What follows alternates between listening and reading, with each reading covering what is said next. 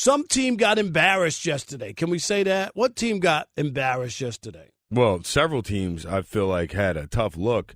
First, I mean, you start the Dolphins with the 3 fourth-quarter interceptions and now putting your quarterback back in concussion protocol. That was embarrassing. However, the number one embarrassment happened right here in Los Angeles as I just had a tough week to be a Wilson. Zach Wilson had a tough week. Russell Wilson had a tougher week. But, his head coach got fired. Nathaniel Hackett out of there as the head coach of the Denver Broncos because, like I said, you give up 35 points. I mean, you give up 51 points, rather, to the team in the midst of the worst Super Bowl defense in NFL history. That's not going to get it done. There it is. So the Broncos lose yesterday in embarrassing fashion, 51-14 to Baker Mayfield and the makeshift Rams. So there you go. Nathaniel can't hack it. Couldn't hack it and got dumped. There's still a few games to go. And after that, you're not waiting till the end of the season. Once you realize this guy can't do the job and shouldn't be around, you pull the plug. There's no saving face or why do you got to do it now? There's only 2 games left. Let him finish out the string. Finish out what? Well, you do it now because you didn't do it after game 1. Finish after what? There's no reason. And, Bo, did we get any of that sound we were looking for? Yeah, we did. So Martin, Chris and I were on this from day one, okay? Because guess who the interim coach is? There's Jerry Rosberg. Okay, who was hired after week 1 to be their time management coach, because he was so bad when Nathaniel Hackett started.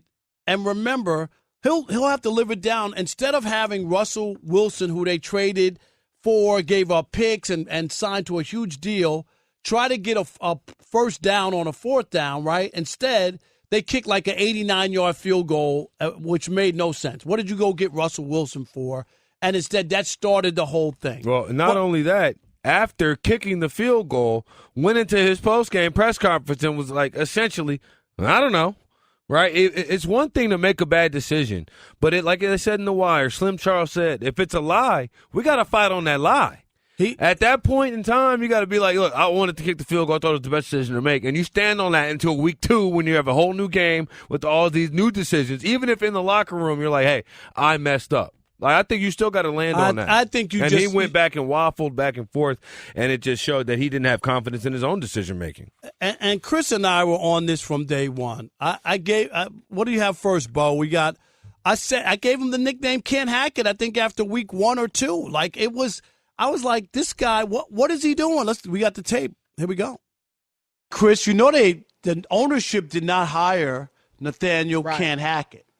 Right. And if I'm new ownership and I'm watching what's going on and I say to myself, what do you mean our defense is giving up 17 points a game?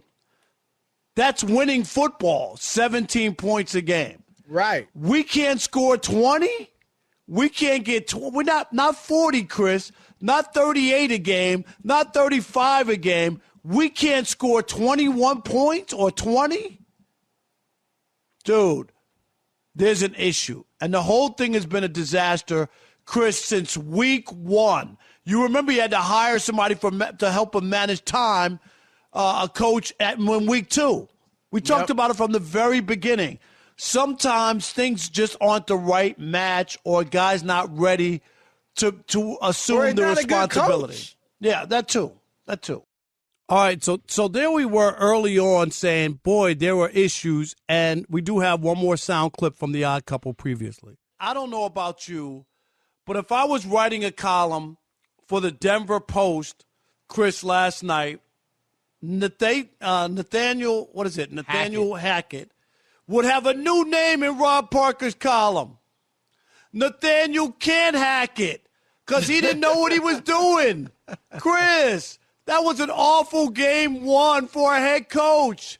I would be terrified. Oh, and here's the worst part, Chris. Dumb decision. We know that. Russell Wilson, you went out, you gave him $250 million. Everybody said Denver has everything but a great quarterback. That's all they need, and they'll win a championship. There you go. And instead, what you got from very early on, Chris and I knew this wasn't going to work. it was a bad hire. He came from Green Bay, where Aaron Rodgers won the last 2 MVPs. So they thought, okay, we got him. We got a guy who helped Aaron Rodgers turn his thing around, where everybody thought he was fading, and of course he won back-to-back MVPs. But so everybody's not a head coach. We see it with Josh McDaniels with the Raiders. You know, as good as he is or has been as an offensive coordinator, he's not a head coach. And in this case, Nathaniel Hackett, Martin, wasn't good from the beginning. We smelled it out from the beginning. This is no shock to me. No, I mean, it's no shock to me, but it just always goes back to me for this. The way that they hire head coaches is completely and totally backwards. There's no other workforce, maybe besides Amazon, in which that has turnover of greater than 30% year after year after year after year. Like, maybe if you're delivering packages or something like that, that might be a different story. But a head coaching opportunity, especially in a situation where there's only 32 of them, and I get it. If you're 32 of them, 31 of them are trying to stop you from being successful, right? And normally you notice when there's an opening, it's because there's a bad team, or a team. Right. So you're not walking into, your number. But to your point, this was a team that they said quarterback away, and the Fangio defense was still in place after they fired Vic Fangio. And you know what? Damn it. If you look around, if they scored, the Broncos offense had averaged 21 points a game, I believe they'd be the best team in the AFC. Right? That's all they have to score. So the defense was there. But it's just with me and Nathaniel Hackett, he got hired because, okay, you know what? Aaron Rodgers is unhappy in Green Bay. Maybe he's going to swing on down to Denver. There's all these rumors. Maybe Aaron Rodgers will go to Seattle. Maybe he'll be the next Broncos quarterback. He got Shannon Sharp on TV pounding the table. Like, come on down, Aaron Rodgers. And this is obviously before all the ivermectin and all of that. But still, the point remains, right? So what exactly did Nathaniel Hackett do at any point in his professional career that necessarily deemed him as, quote-unquote, worthy to be a head coach? Well, I just gave it to you. No, he was the offensive coordinator next to the guy who's really calling the plays, Matt LaFleur, and Aaron Rodgers, who's the MVP. And we've seen Aaron Rodgers, obviously, he's one of the most talented players out there.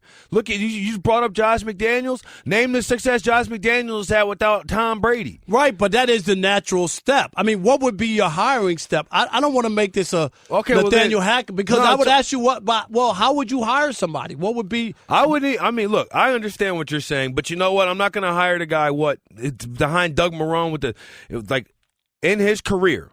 Okay, outside of the year when he had the 2020 highest scoring offense with Aaron Rodgers, who again is one of the most talented quarterbacks to ever walk this planet. Okay, and wasn't even calling the plays because Matt LaFleur was calling the plays.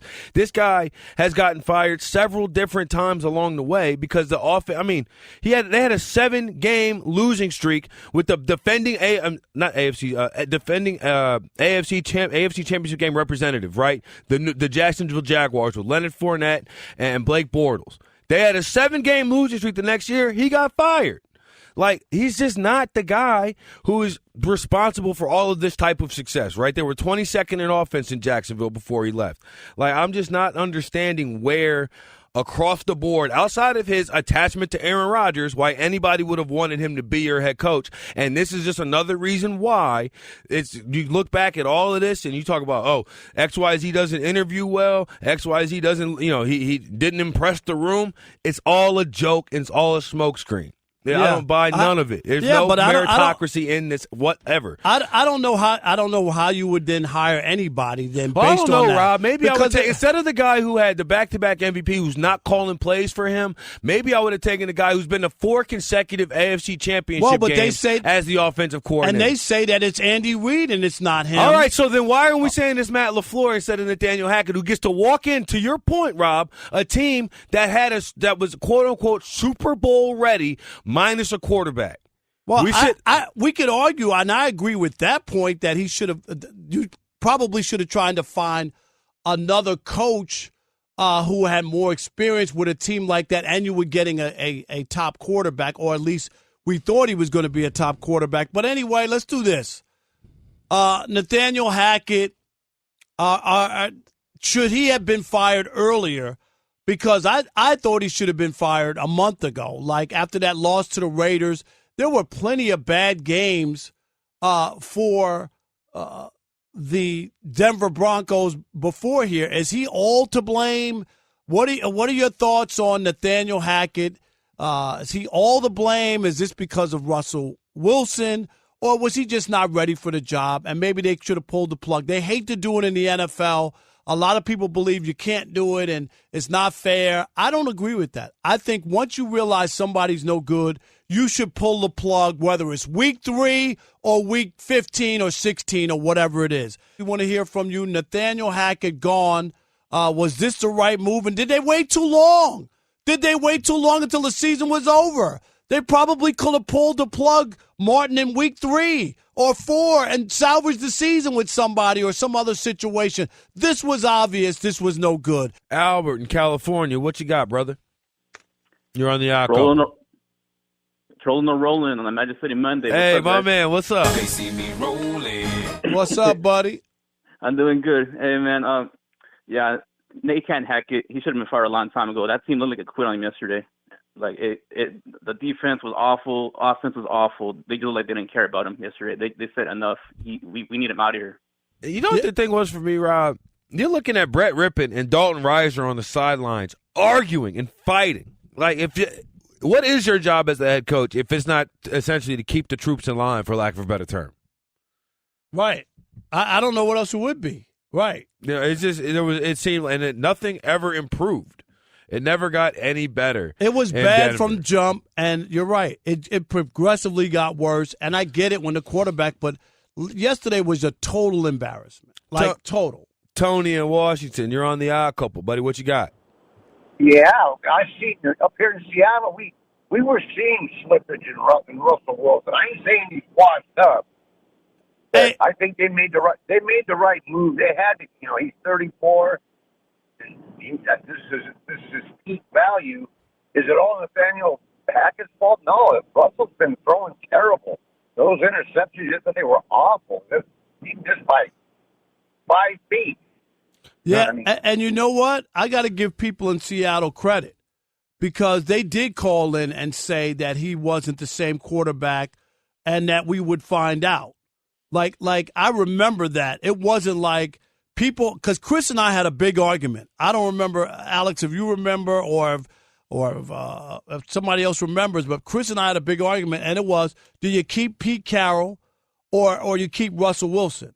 And Chris was all about Russell Wilson, and I was like, Pete Carroll, because if you have a quarterback who keeps fighting you, doesn't want to be there, got issues, dude, once a guy doesn't want to be somewhere, sometimes you got to make that move. And they did it, and Seattle's looking better than where we are. We got one more. Let's squeeze another one in. Mike and Camarillo, you're on the odd couple. What you got? Hey, guys. How you guys doing? Doing good. How are you? Good. Hope you guys' Christmas is great. Looking forward to the new year. Oh, absolutely. It was spectacular, no doubt. Good. So, Rob, I'm not sure you remember when I called in about maybe a month ago saying Hackett needed to be gone week 3, week 4. When I saw this news this morning, I was like, all right, this Christmas is now the best Christmas ever. That was your Christmas prep. And you know what? I think Chris and I were both with you early on. It was obvious, Mike, that this wasn't going to work, wasn't it? No, it wasn't going to work. Hackett, I hear he's a great guy off the field, everything like that, but he was not ready to be a head coach. And some guys just aren't, and it looked like that here early on. And you knew he wasn't going to survive anyway. They got a new owner who didn't hire him. They're going to change everything, okay? They just didn't get a chance to put their hands on it The yet. thing about Hackett is he didn't even give himself a shot. He didn't even give it. Cause, I don't even think John Elway is going to survive new ownership. I don't. To be honest, I mean, when you look at some of the decisions that he's made, especially in the quarterback department, he's been terrible. This is easily, by far, the biggest swing and miss that he's had. But the list of quarterbacks is long. All right, let's put it like this to you, Rob. If Peyton Manning doesn't break his neck in Indianapolis, which makes him a free agent and available, and Denver then signs him, what is the last 20 years of Broncos football Nothing. been? It would have been bad. It would have been bad. There's no doubt about it. And that was about the defense, as you know. And Peyton Manning was there for the ride. That defense was so good.